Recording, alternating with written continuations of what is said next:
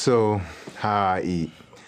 I tend to focus on things that cleanse my body, Okay. that nourish my body, and keep me optimal. You know, one of the things I'm addicted to is like feeling amazing. Like, Yeah. I'm addicted to waking up with energy, Yeah. sleeping sound, being able to make love the way I want to make love. If I want to get up in the morning and run 10 miles, I can run 10 miles. Like, I'm addicted to having that ability. And so what I discovered for myself was that around the age of like 28, my health started to kind of fall apart. Wow. And I was diagnosed with high blood pressure when I was 16. Wow. And this was despite the fact that I was an athlete. I only had like 5% body fat. I was an athlete in college, still had high blood pressure. So I chalked it up to genetics. Wow. Because all of my grandparents passed away by the time I was in the 10th grade. And so for me, I just said, this is what I got to deal with. I'm going to take this prescription, blah, blah, blah, blah. But then somewhere in my mind, it was like, well, I'm at work working in a hospital telling people how to eat healthy, but I'm not eating healthy. So then I went on this journey for myself to figure out, well, what is healthy food? Because if it's truly healthy, then it should reverse my high blood pressure. And I tried absolutely every diet you can imagine. I mean, Jenny Craig, Nutrisystems, nothing worked. Mediterranean, you name it. And then out of desperation, I said, you know, I'm going to go plant-based vegan for 21 days, see what happens. And I lost like 17 pounds and lowered my blood pressure like 10 points. What? Yep. And so it kept me on the journey. I said, you know what, 21 days, I can do 60. Let's see what happens. And in 60 days, I lost 45 pounds, and I normalized my blood pressure to like the blood pressure of like a 13-year-old girl. And so you have to understand, like, my background. My background is worked out as a clinical pharmacist in a hospital, worked for the FDA. So in my mind, science is what heals. So you got the education literally for medical stuff. Yeah.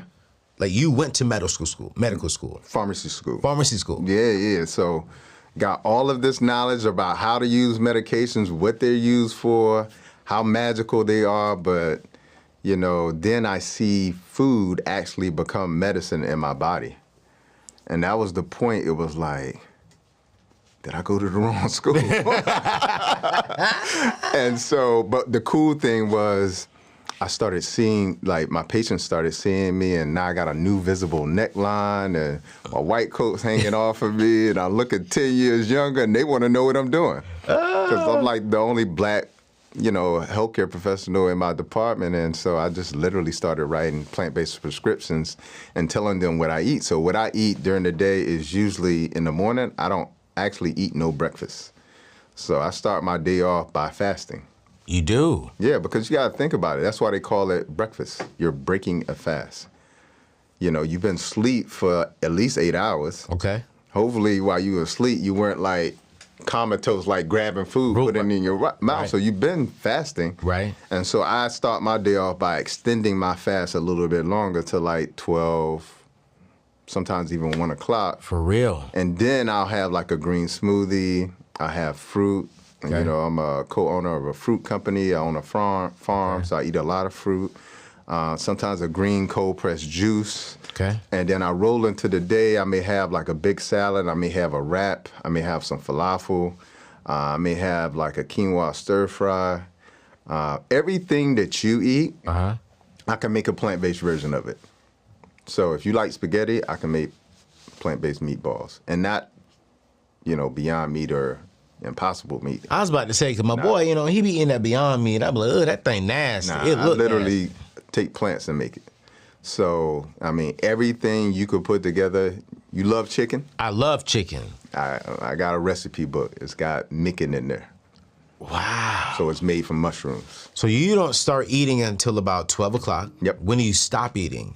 I stop, so I try to eat with the sun. Like, it's called circadian rhythm. Okay. So as the sun starts to go down, that's when I stop eating. Okay. And that's really important because it takes about 4 hours for your food to digest. Anyway. Yeah. And the sun is going down now around about 7 o'clock. Yeah. Okay, so 4 hours later, it's what, 11 o'clock? Right. Okay, so you want to, most people are going to sleep before 11 o'clock. Yeah. So you want to give your body the opportunity to digest the food before you lay down, because now you're going against gravity. Your body's horizontal.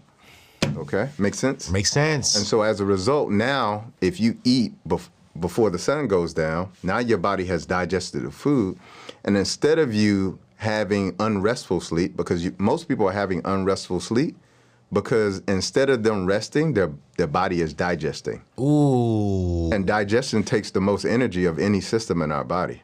That's why when you eat a lot for Thanksgiving, it literally puts you out. It makes you comatose. Absolutely. Because your body is saying, all right, this is too much work, go to sleep. Yeah. I'm going to mix this all up. And then when you wake up, what happens? You got to urinate. You got to have a bowel movement because your body's been working. But this is why so many people don't sleep well, because they're eating so late.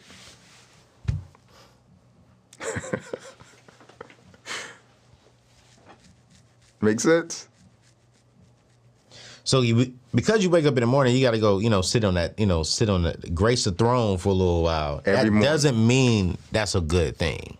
Well, it's always a good thing when you're getting waste out of the body. Right. That's always a good thing. Okay.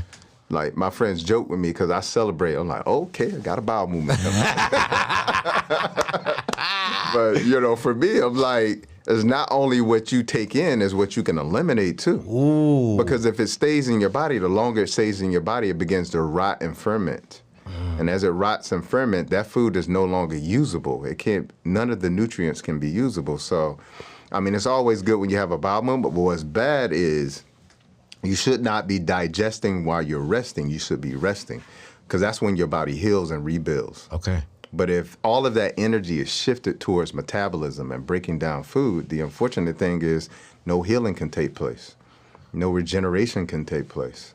So I'm clearly doing it all wrong. Let's just be real. I'm gonna call myself out here at the table. Do you work out? Yeah. So how are you working out if you ain't got the food in your system to give you that energy in the morning? Do you work out in the morning? Or do you work out In the after? morning. In the morning. So that's called you're doing a fasted workout. Yeah. Yeah. And you still have all the energy. Yeah, it's clinically proven when you do a fasted workout, you actually can build more muscle. Man. Yeah. Yeah, very true. Because think about it. It's, again, the same principle I just talked about with sleeping. Mm-hmm. If you have food in your system while you're working out, it's digesting. It's digesting while you're trying to work too. Whereas if I don't have food in my system, now all of that energy is being shifted towards the muscle, towards circulation, all of these things. Wow. So you see what I'm saying? So that's why I always work out, if I can, fasted. Okay. Because now all of that energy, not only is that energy being shifted, yeah, but now my metabolism is different too. Okay. Because now all I'm doing is pulling the sugar out of the muscle, the glucose out of the muscle, to burn that. Okay, initially. Yeah. And then once I burn that out, now all it's doing is burning fat. Oh my gosh. Whereas if you got food in your system, it's only going to be working on the food. Bro, so what I do is I get up and I'll eat get some carbs in my system before I work out. What kind? I mean, I don't know. For me, I'll take a carb drink. Okay. Just do it, because I have a problem with eating. I'll be honest with you. Gotcha. When I did eat right pre-COVID, I was cut. Yeah. But when I say eat right, that ain't your eat right. Yeah. Yeah, you know what I'm saying? I was eating right with all the right protein, they say. Gotcha. Eating the chicken, getting the carbs, getting the right calories. Right. And I mean, I was cut, and I told myself that I'm going to start that actually November 1st through the end of the year, and it takes me maybe about 32 days to get back to my body. Gotcha. Fitness, right? But it's like listening to you, I'm like, all right, cool. So let's keep it a buck then. How am I messing up by eating chicken? Well, here's the really important thing that I think is a really important conversation, especially for men. Okay.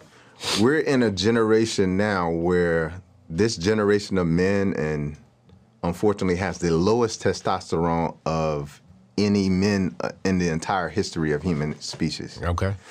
Like if you were to compare our ancestors, and they did the studies and they know. Yeah. The testosterone of our ancient ancestors was somewhere between 1,000 and 1,200. What? Yes. So imagine that. Our ancestors had a testosterone between 1,000 and 1,200, okay? You know the average testosterone of men today? Nah. It's around about 200 to 350. and they call that normal. And that's why I always tell people, just because something is common, it does not make it normal. Right. So what happens is, in medicine, what we do is we shift according to what is the average. Yeah. What is commonplace, and then we make that normal. But it doesn't actually make it normal. And so for me, like, you know, like that's my approach when I think about something like chicken. Most chicken today has a lot of hormones in it, okay? As a matter of fact, if, like, for all my Caribbean people out there, they would take a chicken pill, which is hormone pills, because it will make a girl get thicker, okay? And so we know that, you know, hormones cause you to get bigger, okay? We know that also because women, when they take birth control pills, They get bigger. they get bigger. Respectfully. Yeah, thicker. Yeah. You know, thicker could be good. Yeah, I like thick now. Yeah, so, but, you know, the thing is, like, chicken has a lot of hormones in it. Cows have a lot of hormones in it. And some of it is natural hormones, and the others are, you know, synthetically injected hormones. Right. But when you eat the chicken, you eat the cow, you eat the hormones. Oh, And the unfortunate thing is, the more and more you eat of that, it raises the estrogen levels in the body. And this is why you're seeing so many men who struggle with, you know, building muscle mass. Yep. So many men who are developing what are called man boobs, gynecomastia. Yeah. And then so many men who are balding, so many men who are having these, what look to be like normal signs of aging, but it's really normal signs of deficiencies in testosterone. Does that make sense? So It does. So for me, like, the last thing I want to do in this day and age is to do anything that lowers my testosterone. You know, and so, like, we were talking off camera, like, I went and got my testosterone checked, and the last time I checked, it was like 900. You know, the time I checked before that, it was like 850. Goodness. And I never knew that was, you know, a high testosterone for today. Yeah. But it wasn't until I started talking to my friends and they were telling me the problems that they were having, and I was telling them to go get their testosterone checked, and they were coming back saying that their testosterone was 200, 300. It made all of this sense why they didn't feel motivated. It made all of this sense why they didn't feel like they couldn't gain any muscle. You know, it made all of this sense why they were going through all of these issues. So for me, that's why I don't actually eat.